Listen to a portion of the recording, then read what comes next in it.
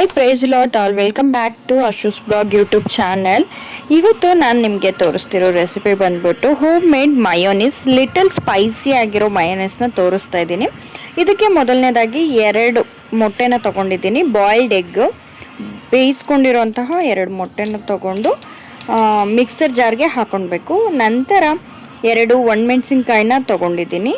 ನಂತರ ಚಿಲ್ಲಿ ಫ್ಲೆಕ್ಸ್ನ ತೊಗೊಂಡಿದ್ದೀನಿ.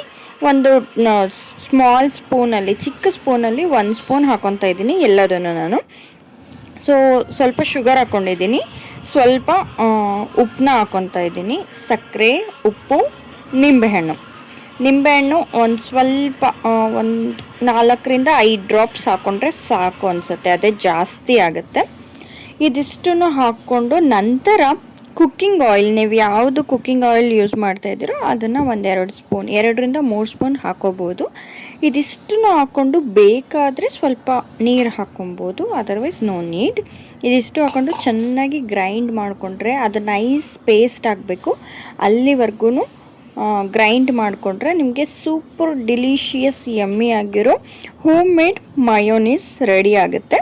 ಇದಕ್ಕೆ ನಾನು ಚಿಲ್ಲಿ ಫ್ಲೆಕ್ಸ್ ಹಾಕ್ಕೊಂಡಿದ್ದೀನಿ ಮತ್ತು ಒಣಮೆಣಸಿನ್ಕಾಯಿನೂ ಹಾಕ್ಕೊಂಡಿದ್ದೀನಿ. ಅದಕ್ಕೆ ಸ್ವಲ್ಪ ಸ್ಪೈಸಿ ಆಗಿ ಸ್ವಲ್ಪ ನಿಮಗೆ ಬಾಯಲ್ಲಿ ಸಿಗುತ್ತೆ.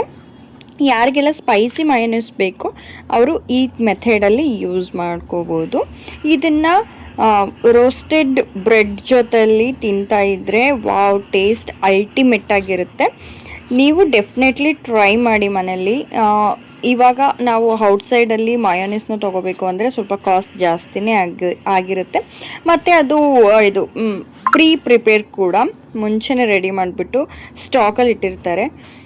ಯಾರೆಲ್ಲ ಔಟ್ಸೈಡ್ ಫುಡ್ಸ್ನ ಇಷ್ಟಪಡಲ್ವೋ ಅವರು ಹೋಮ್ ಮೇಡ್ ಫುಡ್ಡಾಗಿ ಮನೆಯಲ್ಲೇ ಈ ಥರ ಟ್ರೈ ಮಾಡಿಕೊಂಡು ಆನ್ ಸ್ಪಾಟ್ ಇನ್ಸ್ಟೆಂಟಾಗಿ ಪ್ರಿಪೇರ್ ಮಾಡಿಕೊಂಡು ತಿನ್ಕೊಂಡ್ರೆ ಏನೋ ಒಂದು ಸೆಲ್ಫ್ ಕಾನ್ಫಿಡೆನ್ಸ್ ಅಂತ ಇರುತ್ತೆ. ತುಂಬ ಟೇಸ್ಟಿಯಾಗಿಯೂ ಇರುತ್ತೆ. ಇದರಲ್ಲಿ 3 ಟೈಪ್ಸ್ ಬರುತ್ತೆ. ಇನ್ನೂ ವೆರೈಟೀಸ್ ಆಫ್ ಮಯೋನೀಸ್ ಬೇಕು ಅಂತಂದರೆ ನನಗೆ ಕಮೆಂಟ್ ಮಾಡಿ, ನಾನು ನಿಮಗೆ ತಿಳಿಸ್ಕೊಡ್ತೀನಿ. ಇದೇ ಥರ ವೀಡಿಯೋಸ್ಗೆ ನನ್ನ ಸಬ್ಸ್ಕ್ರೈಬ್ ಮಾಡಿ.